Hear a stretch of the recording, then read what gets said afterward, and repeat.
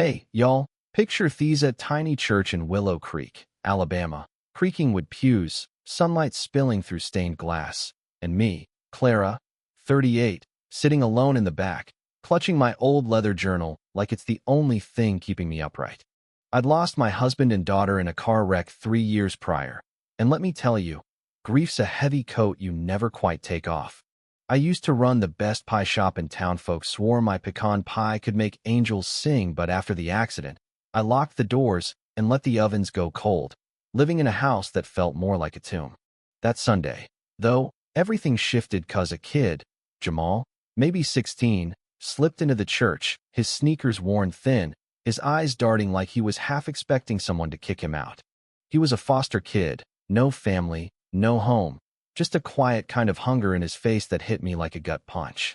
When the preacher called us to join hands for prayer, I saw him hesitate, then slide into my pew. His hand, warm and trembling, found mine, and I swear, it was like a spark in the dark, like the world remembered I was still here.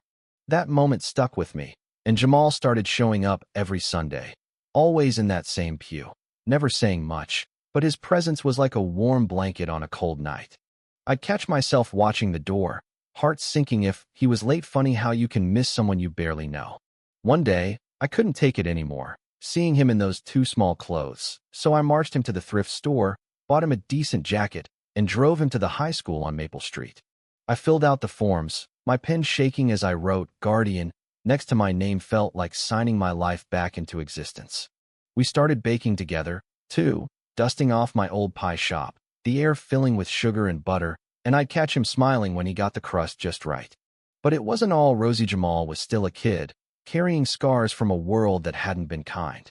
One night, he came home late, reeking of cigarette smoke, and when I pressed him, he snapped. "You ain't my mom, Clara. You don't get it."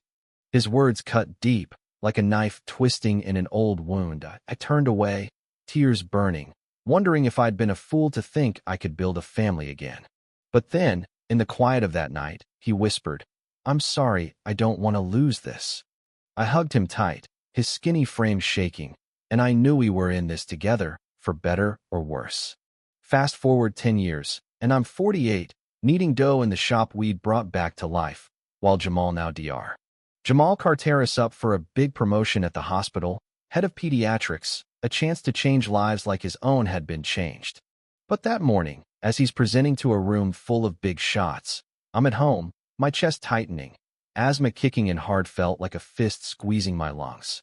I fumbled for my inhaler, hands shaking, and called him. No answer. I tried again, panic rising, my breath a thin whistle. Meanwhile, Jamal's mid-slide, graphs glowing behind him, when he sees my missed calls.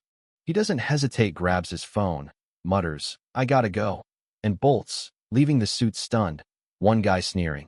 "Can't handle the pressure, huh?" By the time he gets home, I'm slumped in a chair, inhaler in hand, barely holding on. He kneels beside me, steady as a rock, counting my breaths like he's counting stars. 4 in, 6 out, his voice pulling me back from the edge. "We've done harder things, Clara," he says, forehead almost touching mine. "We got this." I breathe, slow and shaky, and the room stops spinning. The next day, against every doctor's order, I make him wheel me into that hospital auditorium, still weak, but mad as hell at the whispers calling him a quitter. I grab the mic, hands trembling, and tell them everything: how I lost my family, how my shop went dark, how a kid in a church pew took my hand and brought me back to life. I tell them about our fights, our burned pies, the way we chose each other despite it all. "This man, your colleague," I say, voice cracking, "he's my son, not by blood, but by love.